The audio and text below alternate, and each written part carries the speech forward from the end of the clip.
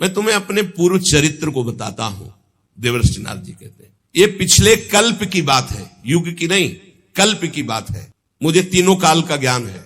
मैं वेदवादी ब्राह्मणों की एक दासी का लड़का था। ये पहले बहुत सुंदर गंधर्व थे, उपबर्हण, जो देवर्षि नारद जी अपनी कथा सुना रहे कि मैं पूर्व जन्म में दासी पुत्र था, उसके पहले उपबर्हण नाम के गंधर्व थे और बहुत ही सुंदर थे।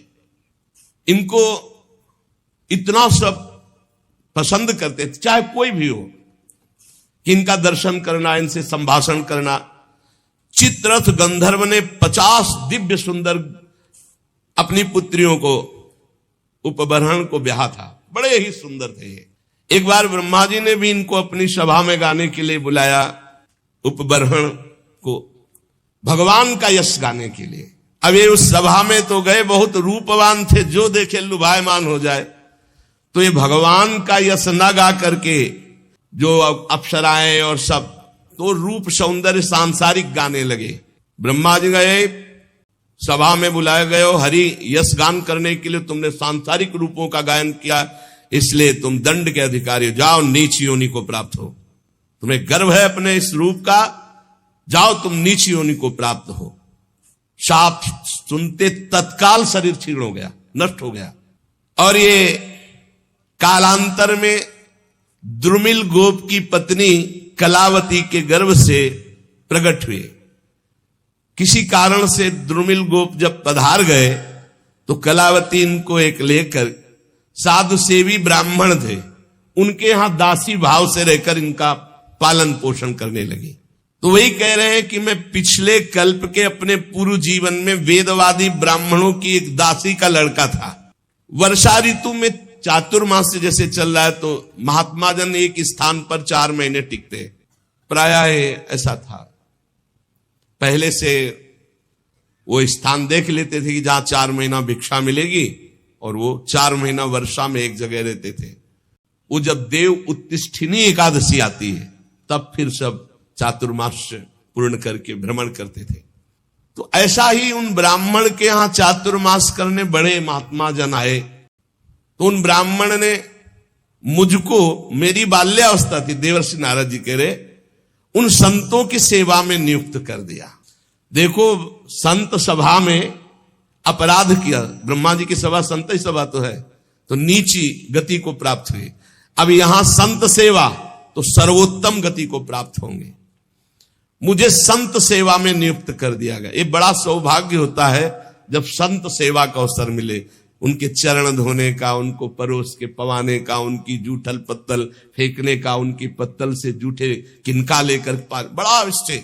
जो भगवत प्रेमी महात्मा, ये संसारिक लोग उपहास करेंगे, मत सुनना, ये संसार के रजोगुणी लोग नहीं जानते हैं। बातुल भूत विवश मतवारे, ये ते नहीं बोले वचन विचारे, तिनकर कहा सुने नहीं काना। अहो भाग्य, संतों का चरणामृत मिले, संतों की जूठी पत्तल से एक एक कण उठा के पाने का। आप खुद अनुभव करके देख लेना, कैसा हृदय होता, रोने का मन होगा प्रभु के लिए जब संतों की जूठन मिलेगी। यद्यपि मैं बालक था, पर मैं संतों के सामने बहुत सौम्य होकर रहता, चंचलता नहीं करता। बालक था इसलिए हमारी इंद्रिय विषय भोग संबंधी कोई चेष्टा ही नहीं थी, और खेल कूद में मेरी रति नहीं थी। तो संत मुझे बहुत पसंद करते, क्योंकि शांत भाव रहना, उनकी आज्ञा में रहना, उनकी सेवा में। तो सब संत हमें सेवा देते, ए पानी ले आओ, ए ऐसा। मेरा शील स्वभाव देखकर समदर्शी सब संतों ने हम पर बड़ी कृपा की। उच्छिष्टले पान अनुमोदितो द्विजयी, सकृष्म भुंजे तद पास्त किलविषा। देख लो, मुझे संतों की जूठी पत्तल फेंकना, उनके पात्र मार्जन करना, और उसमें लगा हुआ जूठन निकाल के एकत्रित करके खाना, इससे क्या हुआ? भुंजे तद पास्त किलविषा, जितने पाप थे सब भस्म हो गए। ये बड़ी बात है। सब जनों को यही समझाते, जबरदस्ती आ गए, चलो संत सेवा में, चलो संत सेवा करो, चाहे आपको दोना पत्तल फेंक, कुछ भी करो। संत आ रहे हैं, आप इत्र छिड़को। संत आए, उनके चरण धो, एक रुमाल से पोछो, एक उनकी आरती करो, एक चंदन लगाओ, बैठा लो, भगवान की तरह उनको पवाओ, और जब पा के चले तो उससे जूठन उठाओ, एक एक किनका उठाकर एकत्रित करके पाओ। तो कह रहे सत्कृष्ण भुंजे तदपास्त किलबिषा, सारे पाप भस्म हो गए। जो बर्तनों में पात्र में लगी हुई जूठन होती उसको एकत्रित कर लेता और एकांत में उसे पाता तो भगवान के लिए रोना आता, हृदय से सारे पाप नष्ट हो गए।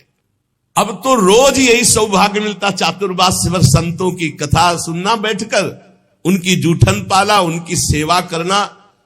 तो मेरी भगवान श्री हरि में अपार रुचि हो गई। रुचि, पूरा जीवन व्यतीत हो जाता है। उद्देश्य श्री भगवान भले हो, लेकिन रुचि भोग रहती है, रुचि संसार रहती है। रुचि भगवान में हो गई।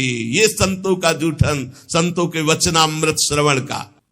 प्यारे व्यास जी, संतों के संग में जब भगवान की लीला कथा होती तो मैं एकाग्रता पूर्वक सुनता और रोता, क्योंकि हृदय पवित्र हो रहा है। मेरी भगवान में अपार प्रीति होने लगी, भगवान में रुचि। महात्माओं की सेवा से मेरी बुद्धि भगवान में अचल हो गई। ये बहुत बड़ी बात, बुद्धि का भगवान में अचल हो जाना। अब उस बुद्धि में शुद्ध ज्ञान जागृत हुआ। बालक ही है अभी, ये संपूर्ण संसार असत है, ये ब्रह्म स्वरूप में कल्पित है, ये सत्य नहीं है। मैं ऐसा देखने लगा, ये बहुत ऊंची स्थिति। इस प्रकार शरद और वर्षा, इन दो ऋतुओं में तीनों समय महात्माओं का चरण धोना, महात्माओं की जूठन पाना, महात्माओं के वस्त्र धोना, उनके पास बैठकर भगवान की चर्चा सुनना, मेरे चित्त से रजोगुण तमोगुण का पूरा नाश और विशुद्ध त्रिगुणातीत भक्ति का प्रादुर्भाव हो गया। तस्यैवं मेनुरक्तस्य प्रसितस्य हतैन सहा श्रद्धानस्य बालस्य दान्तस्यानुचरस्य च। मेरा संतों में बड़ा अनुराग हो गया, बड़ी प्रीति हो गई। मैं विनय पूर्वक संतों से यदि कुछ लेना है तो दैन्य, जैसे भगवान को दैन्य प्रिय से संतों से मैं विनय पूर्वक बर्ताव करता। संत जन मेरी श्रद्धा, मेरा संयम, मेरी विनम्रता, आज्ञाकारिता, ये देख करके बहुत प्रसन्न हुए। जब जाने का समय हुआ तो मैं सब संतों के चरणों में लौटकर रोया कि अब कैसे जीऊंगा। 4 महीने आपका सानिध्य, चरणामृत, वचनामृत, उच्छिष्टामृत। उनमें से जो एक महापुरुष थे वे एकांत ले गए और उन्होंने भगवान के गुरुहितम ज्ञान का हमें उपदेश किया, जिसका उपदेश आगे भगवान ने उद्धव जी को किया है एकादशी स्कंद में। भगवान श्री कृष्ण के माया को प्रभाव को मैं जान गया। अब तो कुछ अच्छा नहीं लगा, कैसे भगवान मिले, कैसे भगवान का दर्शन। सत्य संकल्प व्यास जी पुरुषोत्तम भगवान श्री कृष्ण के प्रति समस्त कर्मों को समर्पित कर देने से और निरंतर भगवान की स्मृति से तीनों तापों का नाश करने वाला शुद्ध ज्ञान प्रकट हो जाता है। वो मेरे हृदय में प्रकट हो गया। अब तो जन्म मृत्यु चक्र में डालने वाली माया का मेरे ऊपर कोई प्रभाव नहीं। बड़ी प्रसन्नता हृदय में, पराभक्ति का प्रादुर्भाव। अब प्रभु का नाम गुण स्मरण बस यही चल पड़ा। प्रभु का नाम जप रहे, प्रभु की लीला गायन कर रहे, प्रभु का स्मरण कर रहे। कभी कभी एकांत में, हे प्रभु मैं आपको नमस्कार करता हूं, हे प्राणाधार आपका कैसे साक्षात्कार होगा, ऐसे प्रार्थना करता। अब मुझे संतों की कृपा से ब्रह्म ज्ञान और पराभक्ति भाव रूपा दोनों का परिचय प्राप्त हो गया था। व्यास जी ने कहा, नारद जी जब वो ज्ञानोपदेश देने वाले महात्मा जन चले गए तब फिर आपने क्या किया? उस समय आपकी अवस्था तो बहुत छोटी थी, फिर आपने अंतिम समय शरीर कैसे परित्याग किया? तो आप इस समय पूरी याद रखे हुए हैं। काल तो सब स्मृति का नाश कर देता है, आपको पूर्व कल्प की स्मृति कैसे? पीछे युग की नहीं, पूर्व कल्प की। देवर्षि नारद जी ने कहा, जब मुझे ज्ञान देने वाले महात्मा गण चले गए तो मैं भगवान का नाम जब, भगवान का ध्यान, भगवान का स्मरण करते हुए, बहुत छोटी अवस्था थी, समय व्यतीत कर रहा था। मैं अपनी मां का इकलौता लड़का था, वो मुझे बहुत प्यार करती थी। ये मुझे पच नहीं रहा था, ये मुझे पच नहीं रहा था कि मां मुझे प्यार कर रही। मैं ही उसका सहारा था, इकलौता लड़का। मैंने भगवान से प्रार्थना की, प्रभु मां के स्नेह पास से मुझे मुक्त कर। देखो, जननी जनक बंद सुत दारा, तन धन धाम सुहृद परिवारा, सबकी ममता ताग बटोरी, मम पद मनई बांध बर डोरी। मेरी योग क्षेम की चिंता मां बहुत करती, हर समय खाया कि नहीं खाया, ऐसा वैसा, और ये मुझे बहुत अखरता, क्योंकि मेरे ध्यान में विक्षेप पड़ता। कठपुतली जैसे नचाने वाले की इच्छा के अनुसार नाचती है। भगवान व्यासदेव जी से देवर्षि नारद जी कहते, संसार चक्र जिनसे चलता है वो ईश्वरों के ईश्वर भगवान श्री कृष्ण। मैंने भी सोचा भगवान का जब विधान कोई होगा तभी मुक्त हो पाऊंगा। अभी 5 वर्ष की अवस्था थी, मुझे देश काल का कुछ ज्ञान नहीं था। एक दिन मुझे सूचना मिली कि मेरी मां गौ दूहने के लिए घर से बाहर निकली थी, रास्ते में सर्प ने, काले सर्प ने डस लिया। अब सर्प का क्या दोष, पैर छू गया होगा, काल की प्रेरणा, उसने डस लिया। मां पधारी, मैंने सोचा महामंगल हो गया। ये लो, यह है भक्तों का हृदय।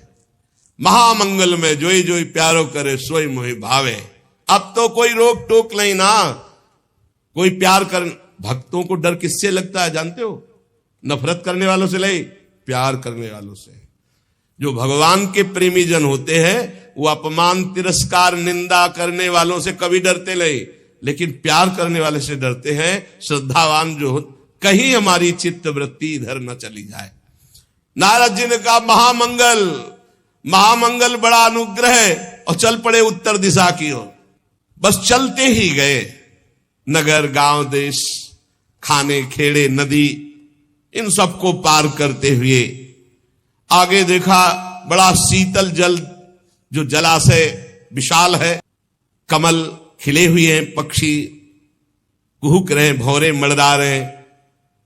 बालक 5 वर्ष का अकेला ही इतना लंबा मार्ग तय करके, नरकट बांस सेठा कुश कीचक ऐसे जंगल में, वहां सांप उल्लू सियार भयंकर जीवों का घर, पर मुझे भय नहीं लगा, क्योंकि मैंने जान लिया था कि वही होगा जो श्री कृष्ण रचे।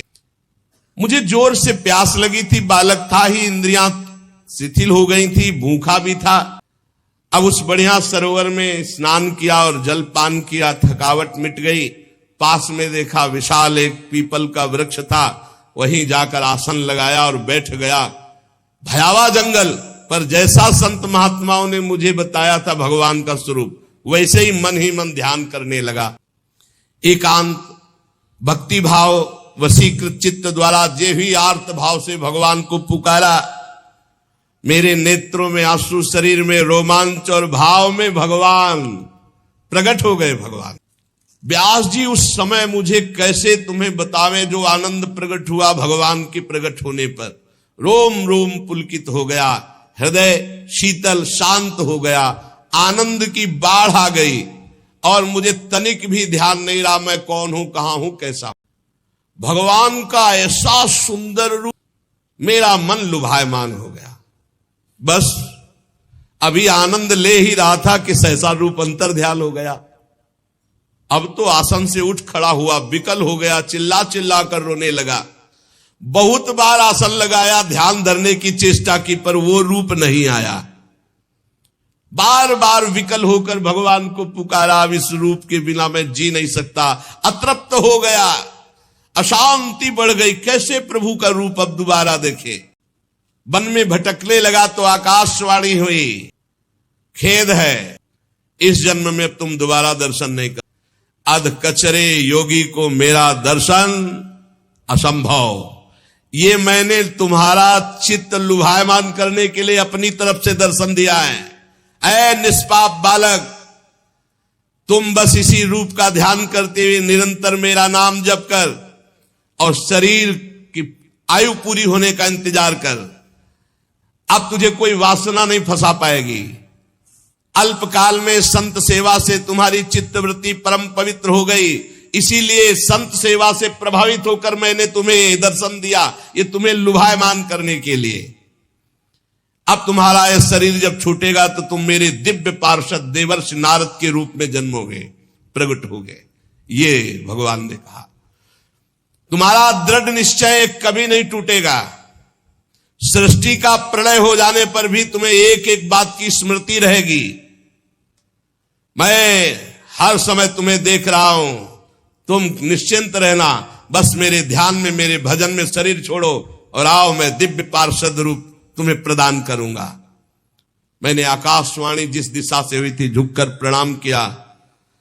बस लज्जा संकोच छोड़कर भगवान के नाम का कीर्तन करता हुआ समय व्यतीत करता। कब शरीर छूट, स्पृहा, मद, मत्सर ये सब नष्ट हो चुके थे। अब तो काल की प्रतीक्षा करता हुआ केवल विचरण करता।